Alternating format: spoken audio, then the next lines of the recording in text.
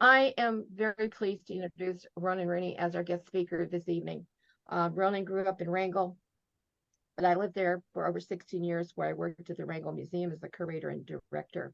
It's been fun to connect with someone who has a passion for history. And then I can talk to you about people I came to know as the movers and shakers of early day Wrangell. In fact, we spent over an hour last night talking about that. So it's nice to meet a fellow historian from Wrangell. Katie Ringsmuth is the state historian with SHPO, and it was Katie who nominated Ronan for the American Association for State and Local History Award this year. Katie wasn't able to be here tonight, but she sent me a great introduction for Ronan for his presentation on the Star of Bengal. Ronan Rooney's The Star of Bengal is a multimedia project that exemplifies good history. In addition to compiling eyewitness accounts, the podcast engages nautical terminology, explains how a square rig sailing ship worked, and pieces together the ship's final failed tack. Precise analysis of the historic record supports conclusions about who was telling the truth and who was not. The podcast's exhaustive use of primary sources spawns ample evidence demonstrating alternative uses of death. Notably, the new arguments challenge the often repeated legend that cannery workers were locked inside the hold as the ship sank. Moreover, the podcast tackles the difficult topic of colonialism. The Star of Bengal serves as a window into world history, beginning in India with the rise of the British Raj and the colonial exploitation of India. Likewise, the ship's use in the Hawaiian Islands sparks a discussion of the American overthrow of the indigenous government and the U.S. annexation of Hawaii. In the section on the Alaska salmon packing trade, the podcast features Tlingit voices talking about stolen land. Most importantly, the podcast highlights racial divisions of labor in Alaska canneries and underscores the value Asian immigrants represented in Alaska's territorial economy.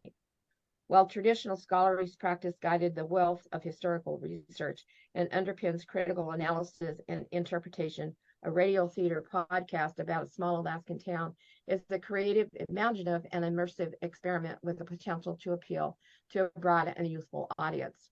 Wrangell is a natural place to honor the memory of the Star of Bengal.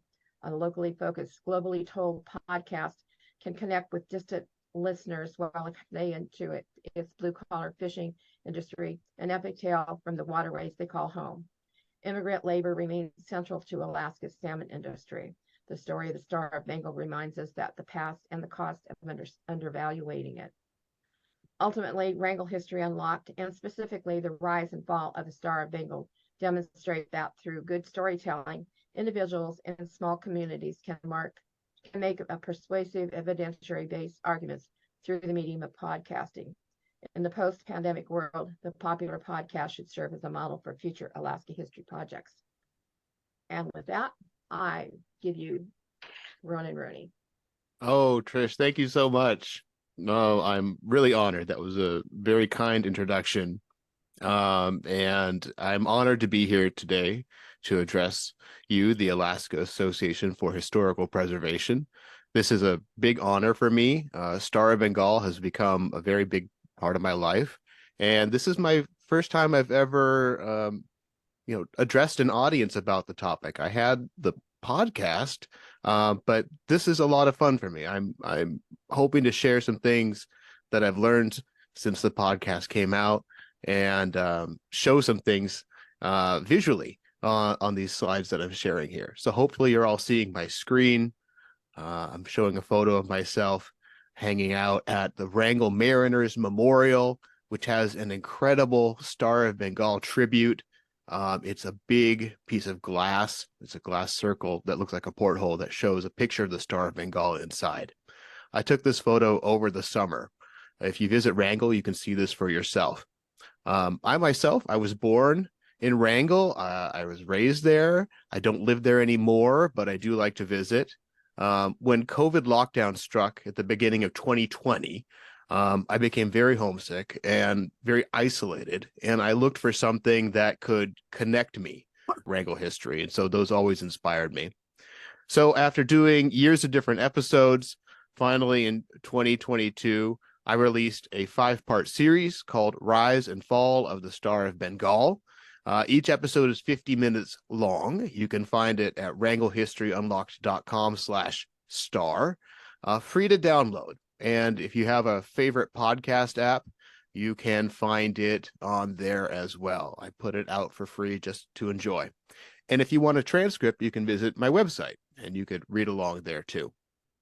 I was honored just a few months ago to go to Boise, Idaho, and receive the Award of Excellence from the American Association of State and Local History.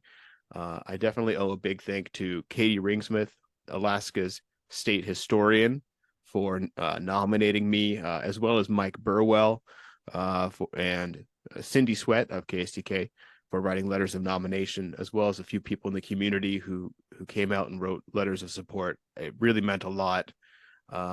This is sort of my first recognition as an amateur historian with not much in the way of bona fides. This meant a lot. I appreciated the recognition for the effort. So today, I'd like to tell you a bit about the history of the Star of Bengal.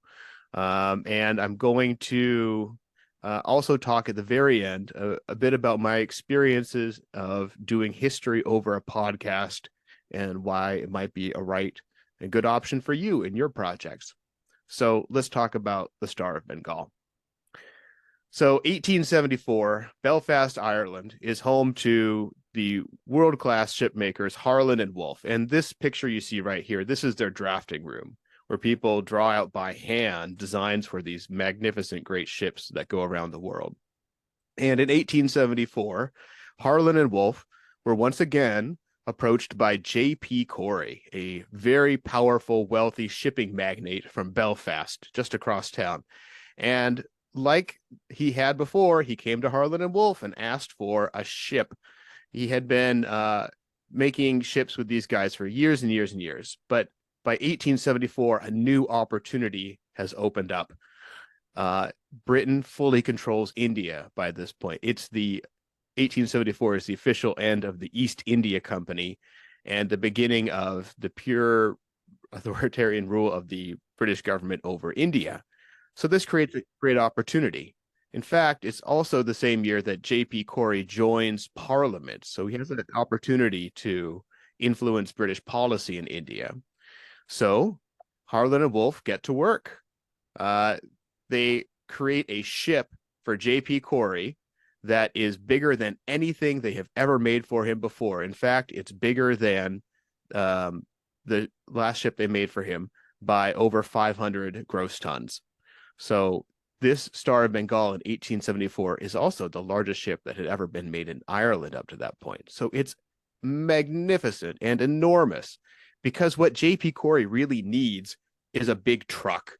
He needs a semi-truck of the seas to load up goods from India, which has really no ability to stop this from happening, that gets shipped off to other countries that provide for quality of life in Britain and other Western places. So the Star of Bengal is launched into the world. So here's a picture of the Star of Bengal.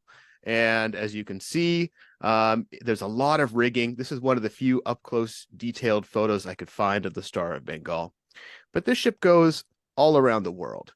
It is photographed frequently in different ports. And by 1898, the ship is sold to J.J. Smith, a businessman who stores the ship in the Republic of Hawaii.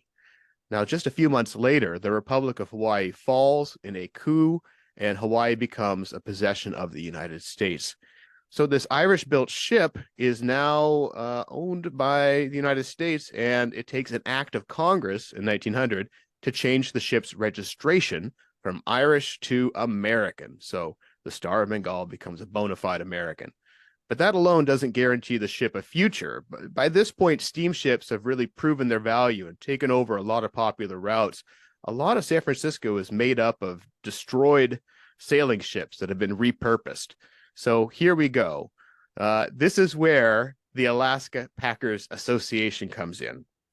The Alaska Packers Association had been around for a bit over a decade by this point. A lot of independent canneries who had been fighting against each other, taking each other out of business, decided to start colluding, and they worked together to create effectively a trust. And it was very successful. There were many canneries operated throughout Alaska. And they come looking at the Star of Bengal saying, you would fit our collection very nicely. The president of the APA, Henry Fortman, was very keen on collecting these world-class golden age of sail ships that were rapidly falling out of fashion because sailing ships took longer. You might take weeks where a steamship could nimbly do a trip in a period of days. But for the APA, a sailing ship that's kind of slow, no problem, because canned salmon is shelf stable. It's going to last for years. So he doesn't mind if these ships take longer at sea. So the APA gobbles up these ships, and they love J.P. Corey's pattern of star of this, star of that. And if they buy a ship, they rename it so it's star of this or that. And they call this the Starfleet. And if you were in San Francisco, you could look over to Alameda and you could see rows and rows of sailing ships just lining the waterfront like skyscrapers. It really defined the waterfront of San Francisco. Up in Wrangell, the APA operated a cannery at the north end of Wrangell Island near the mouth of the Stickeen River. So Wrangell's in Southeast Alaska, you probably know. Here's a picture of the Wrangell Cannery that I colorized myself. I like doing stuff like that for fun. And it was one of the ways I built awareness of the project before I went live. I would put these colorized photos online to get people excited. And it's a very busy summer. People are bringing in just boatloads of salmon that has to be canned immediately. And it is good business for the APA. They've seized Tlingit fishing streams to do it, and clearly it has worked for them. So let's talk about the voyage, the one that you're all listening to me talk about, the final voyage. So it's 1908, end of the long season, another one in the books.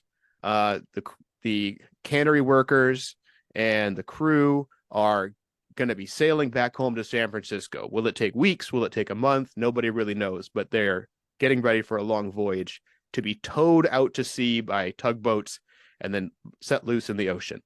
So, of course, in good APA fashion, they have a massive farewell party the night before the ship goes out to sea. And people get terribly drunk. People create a huge ruckus. 100+ people just cutting loose. There's no more work to be done. They can finally relax. They can have this one last night. And the party even goes into the morning. This picture here is taken near the stern of the Star of Bengal, and people are holding drinks. And the man at the wheel, Norman Hawkins, is looking a little sluggish, probably from the effects of the night before. But the ship, all it has to do is be towed out to sea. So who cares if people are feeling hungover? They don't really have to do anything. You just have to get yourself out to sea. So let's take a look at Southeast Alaska. The Star of Bengal is going to be towed from the north end of Wrangell Island along Sumner Strait, which goes east and then takes a turn and goes south out to the open ocean. And that point is called Iphigenia Bay. It's where between Coronation Island and Warren Island, where it opens up to the ocean. And this is the same route that Vancouver took on the HMS Discovery back in 1793 when he named Coronation Island after the coronation of the tyrant king George III. So we're looking at this route. So the ship is able to do this. They leave on the 19th. They experience no troubles. It's perfectly still, very calm. It's quiet. I learned steamships don't really make much noise, and so it's very peaceful. And if people are feeling groggy, that's okay. All they have to do is just get towed out to sea. But here's what happened. When the ship comes down here to this southern point between Coronation and Warren Islands, it suddenly encounters a horrible, strong gale. And at this point, it's the middle of the night. So it's very, very dark, and the moon is not out, and it's cloudy. And so it's really awful conditions. There are lanterns aboard the ship that give some indication of its location, but it's very hard to see. And so I've done my best here to try to recreate, maybe visually, something of what's happening with the ship as it's being towed out to sea at this point. I really want to make a pitch for Steve Lloyd wrote a history of the Star of Bengal that appears in the Sea Chest. It was published back in 2001. He did a phenomenal job explaining what's happening here in these final moments of the ship being dragged out to sea. So here's my best attempt at a recreation. So they're pulling the Star of Bengal south. That Heady gauge is on the left or port side. The kayak is on the right or starboard side. And they're encountering these strong winds coming in from the southeast, such that they're very concerned that they might get pushed into Coronation Island. So the heady gauge says, I got to change. We got to go to the east. I want to pull the ship this way. I want to get it away from that land, because they can start to hear the breakers of the water crashing against Coronation Island. They know that's the first sign they've gotten too close. Well, the kayak is bigger, longer, higher tonnage than the heady gauge, but it has a very high stern that bobs out of the water in those big, high rolling waves. And when the stern's out of the water, the propeller is useless. The heady gauge is able to get through, but the kayak is not. And so the kayak tries to come around, and it takes forever. And this is really tense in the eyewitness accounts. But eventually the Star of Bengal does begin to turn, and it's like, okay, this is working. The two steamships are really pushing into the oncoming wind and waves. And so the Star of Bengal sets its sails, anticipating that it's going to be able to get the wind to come in on the starboard side, and it begins to turn. And there's this moment that multiple eyewitnesses describe, like, we almost got it. The sails started luffling. It was going to work. But what happens then is that the Star of Bengal falls off, and the ships towing have to go back down to the south just to get anywhere, because they're not getting anywhere trying to pull to the east. So they fall off to the south. So a failed tack. That was unfortunate, because all the while Coronation Island is coming closer and closer and closer, until finally it's right there. And eyewitnesses aboard all three ships describe seeing rocks dangerously close to their hulls. And this illustration here doesn't necessarily portray it, but it's kind of a cliff face, but there is rock sticking out of the water around there. And it's the middle of the night still, so the visibility is very poor. Some people are able to see phosphorus. So what the Star of Bengal does is it drops two anchors.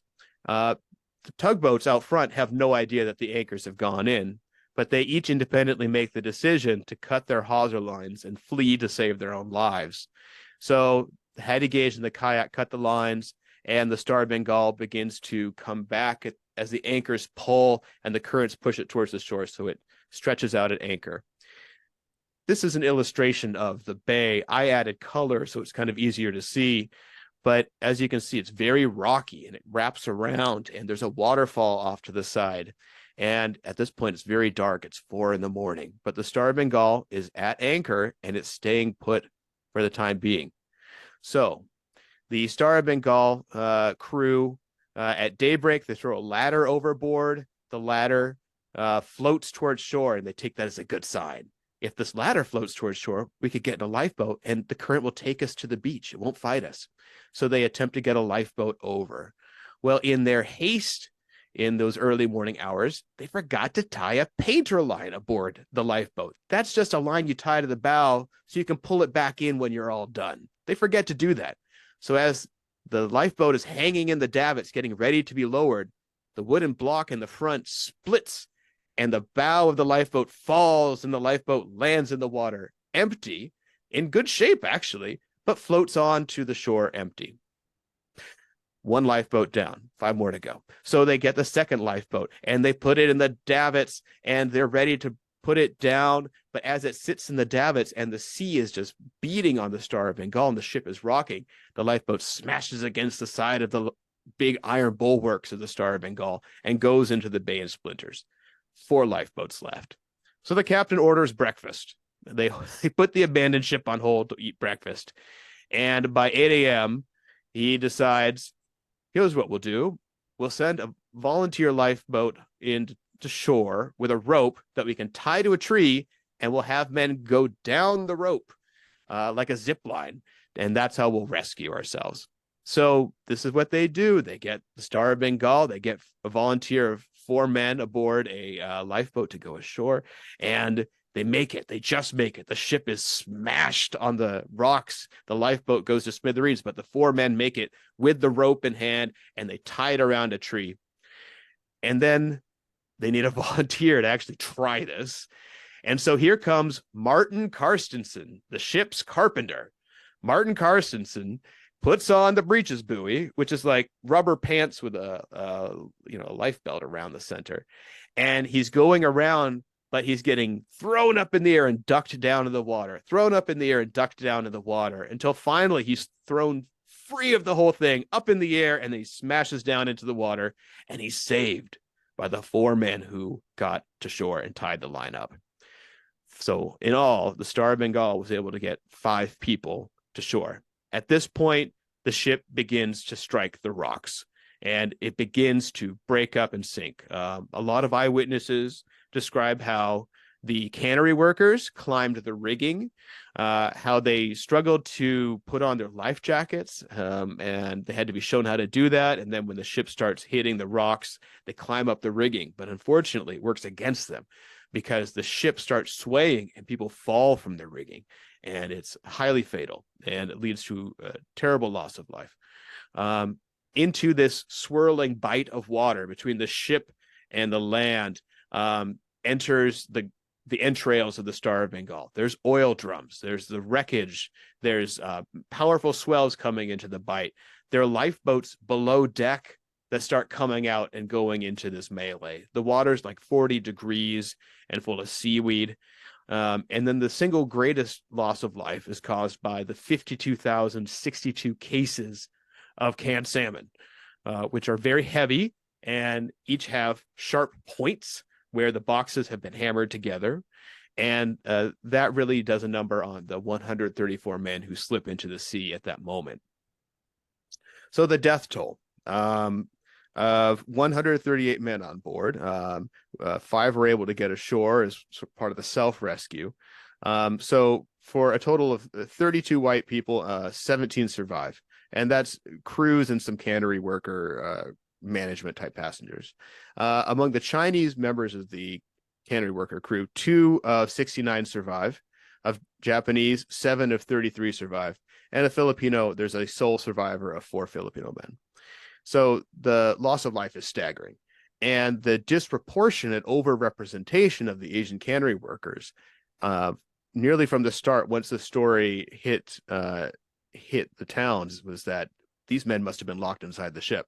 I really looked into it. I really took that to heart because being from Wrangell, I was raised with that story. I knew people who believed that emphatically. What became clear to me in looking at the survivor narratives is that many people described those men being brought on deck and put in life jackets and not knowing how to put on life jackets. And then when the ship starts breaking up, that they climb the rigging. So there is this real tragic story, but it's not inside the hold. It's what's happening on deck and in the rigging. So this is the beach where they wrecked, and they built something of a fire. They found some matches, they found some kerosene in a can. They were able to create something of a very smoky fire. I wanted to show you this. I built this chart with information from NOAA, but this is the tides. And in Southeast, we have 2 tides a day, 2 high tides, 2 low tides. And this is showing us from the wreck on Sunday morning at the high tide, all the way to the rescue. What is sort of telling about this chart is that in the morning, you can see at sunrise, that's the low tide. And when I made this, it helped click for me why survivors were saying the first thing that they did in the morning was go collect bodies, because that would have been the opportunity. The tide would have been as far out as it's going to go. They would have been able to recover some remains and of people that were, down low in the tide level.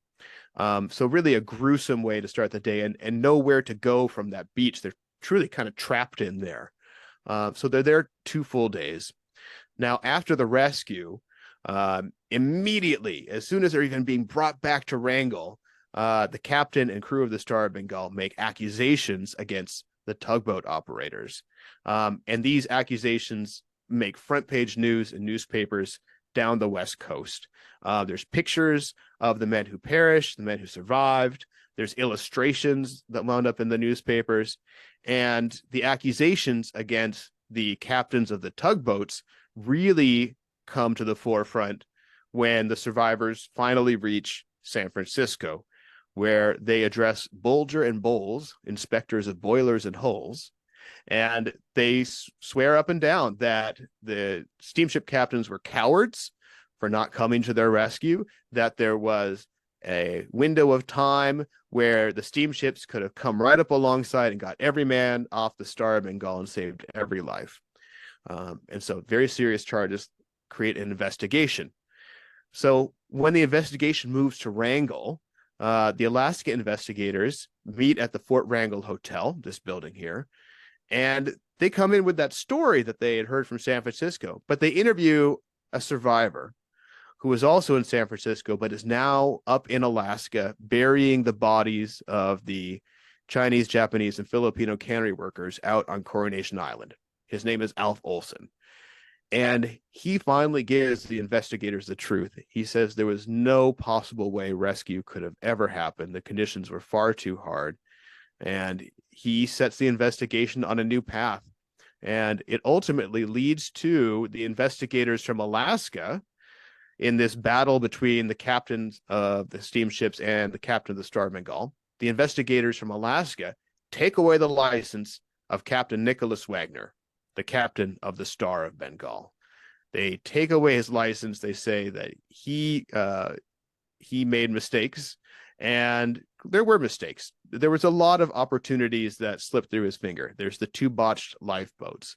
There's the fact that really he claimed they could have been rescued, and yet there are many quotations in the testimony and in the newspapers which suggest that the conditions were so bad they couldn't even rescue themselves.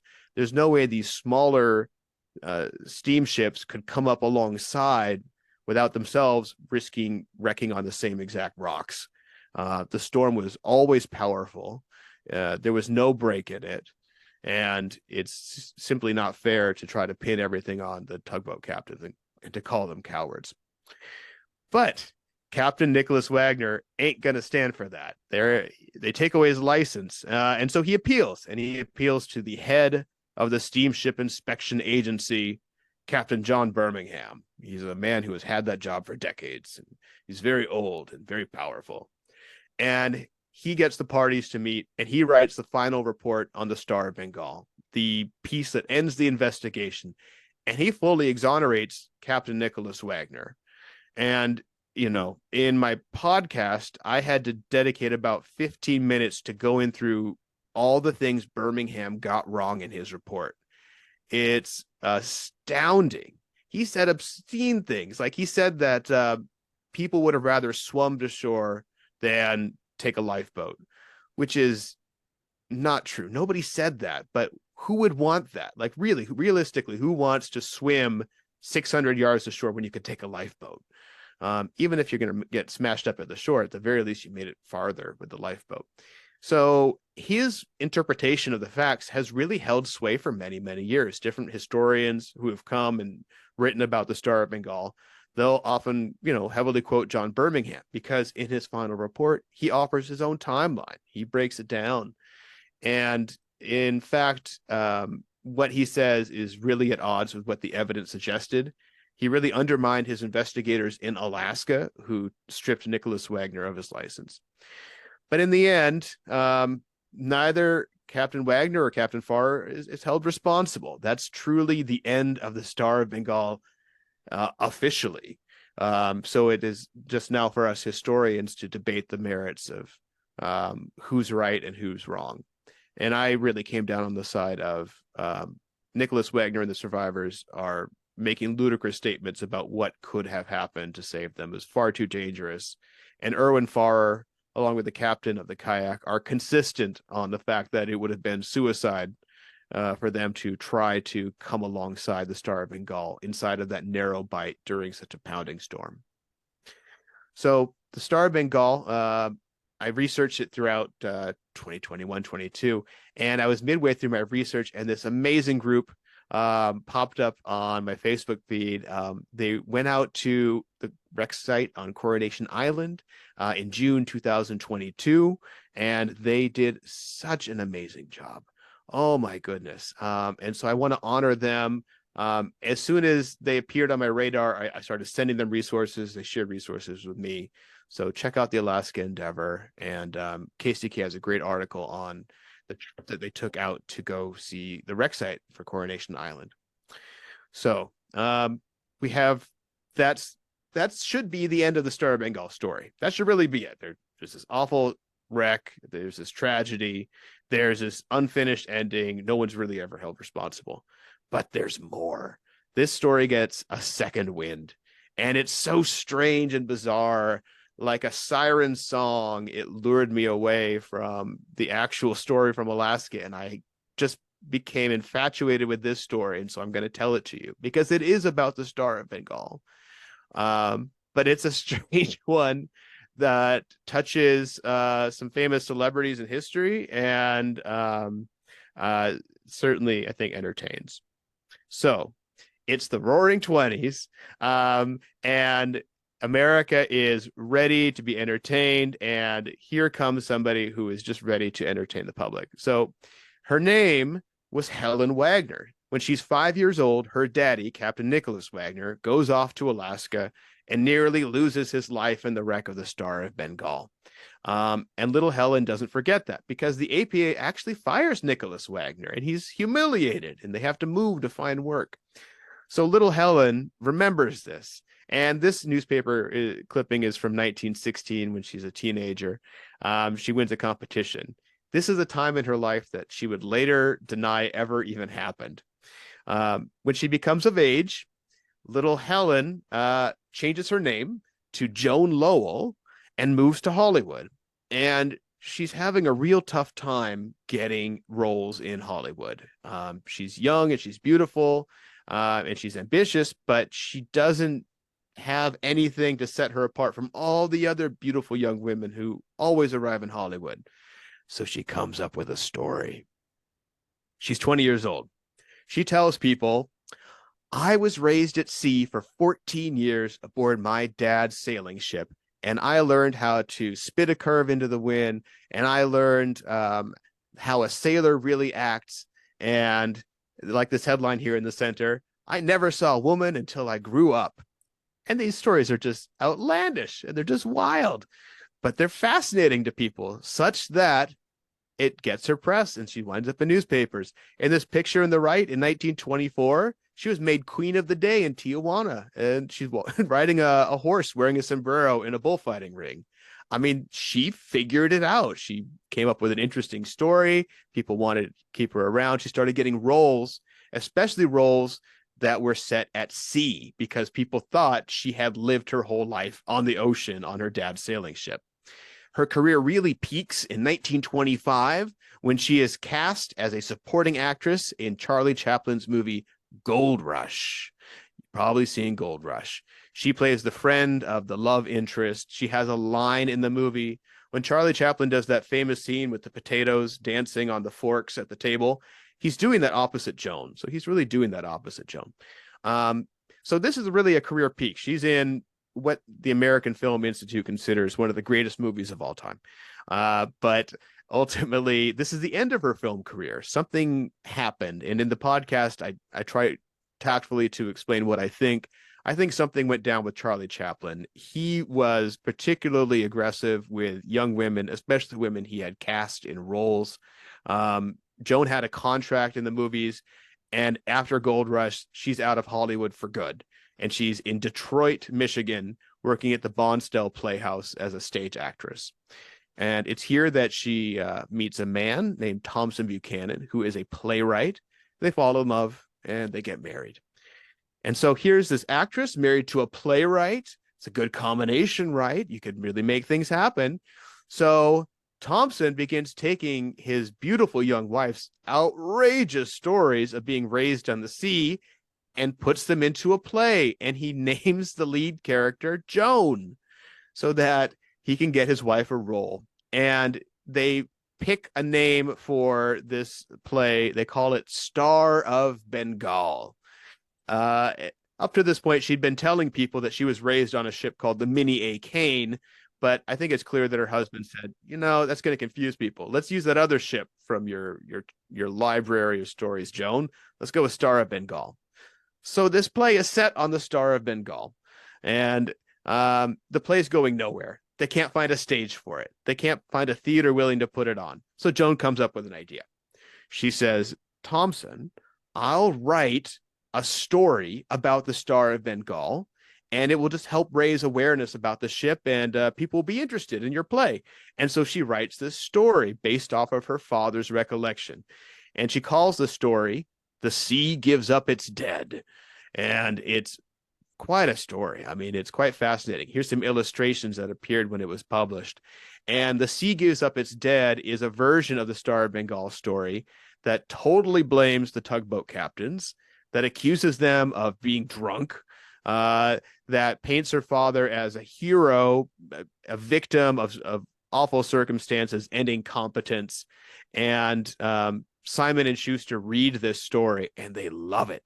They say, Joan, can you do a whole book like this? Can you tell us sea stories based off of your amazing life of being raised at sea?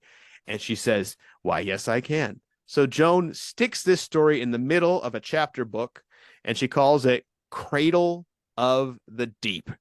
It is her fictional life story that she's been polishing and embellishing for years, thrown into a book. And when it's published, it is picked up by the Book of the Month Club. In our times, we've had the Oprah's book club, where if Oprah picked your book, suddenly you were a bestseller. Well, that's kind of what the Book of the Month Club was in 1929. They pick it for March, and that's instantly 75,000 copies sold. So Joan suddenly becomes a best-selling author, first book out of the gate, and America loves it. She's bold and brash. People love the story about her dad being tough as nails, and it's a huge hit. Joan becomes a celebrity. People compare her to Ernest Hemingway, and she feeds off of it as well. This picture of her in the front with the sailing boat, she said, that's the Star of Bengal, and I built that model ship myself. That's not the Star of Bengal. Star of Bengal had 3 masts. That is a 4-masted ship. But nobody's checking. Nobody's really checking these statements. Suddenly, these years of lies are getting her somewhere, but people do start checking.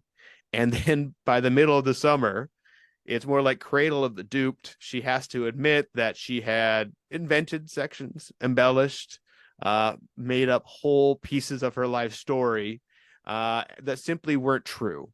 And when it really comes home is when they find the mini A cane.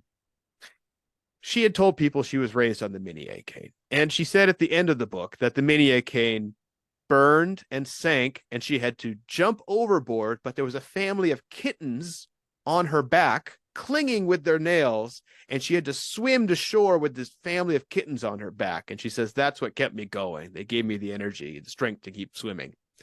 She literally says that, like literally in the book.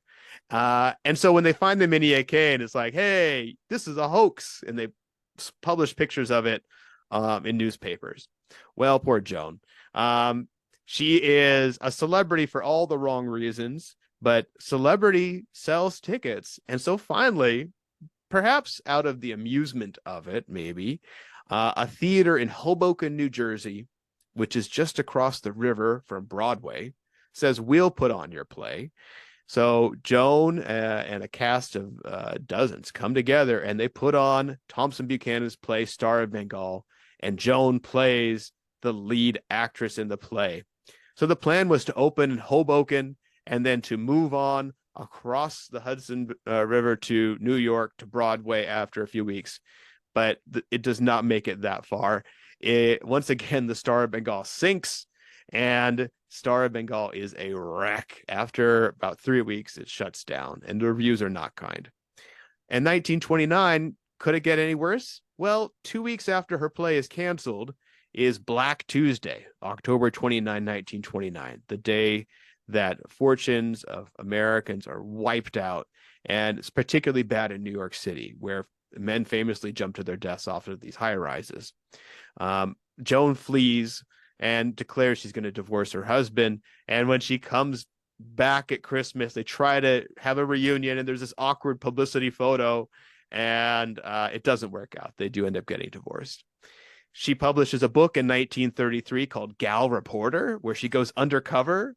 She uses her skills as an actress to pretend to be people, and she gets some interesting stories, kind of like a muckraker.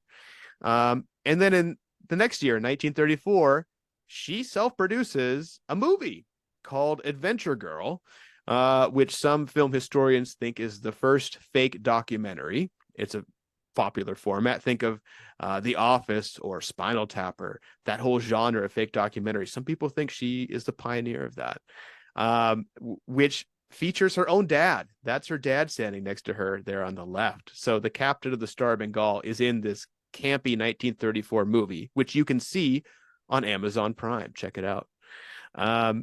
Joan Lowell is famous for so many things, but at the end of her life, decades of her life, she spends in Brazil. Sometimes the media portrays her as this, doting older woman who's there to help the locals. But quite truthfully, she's also known for selling property that she doesn't truly own to Hollywood celebrities. She still maintains some Hollywood connection. And so, like Mary Martin, famous winner of the Best Actress Award, first winner of the Oscars Best Actress, she comes to Brazil expecting to have some land that she bought from this Joan Lowell, and it's not happening. It's not available. So this kind of lifelong pattern of when does the fiction stop, Joan? It just keeps going. It just keeps going. Her legacy is kind of complicated. We know her as a silent film star. She's famous for her hoaxes. Every time there is a fiction, a fiction exposed, we bought an autobiography thinking it was true, and then we find out the author lied. Joan comes up because she's really one of the first times that really ever happened. She's also recognized as something of a feminist icon in some of the literature I've read, because she really was tough as nails, and she defied a lot of expectations. And in her work in Gal Reporter, she really did some journalism, and so people recognize that. But a big reason why Joan is so famous today is Star of Bengal. Historians for decades have come through and they have cribbed that chapter she wrote about the Star of Bengal as a source to try to understand what really happened. My goal in doing a whole episode in my series on Joan Lowell was so that people would know, beware. Just be careful when you quote her, because while she's a terrific storyteller and she spins a good yarn, she's quite an embellisher, and she's certainly coming at this story from a very sympathetic to her father's perspective. I don't discount it. I just say, there be rocks. There's a warning here. So that's sort of a summary of what you're going to get if you check out my podcast. I'm going to take a few minutes just to talk about what I think is a really fun, interesting topic, and then I would love to open up to questions. So I'll talk for just a couple more minutes here.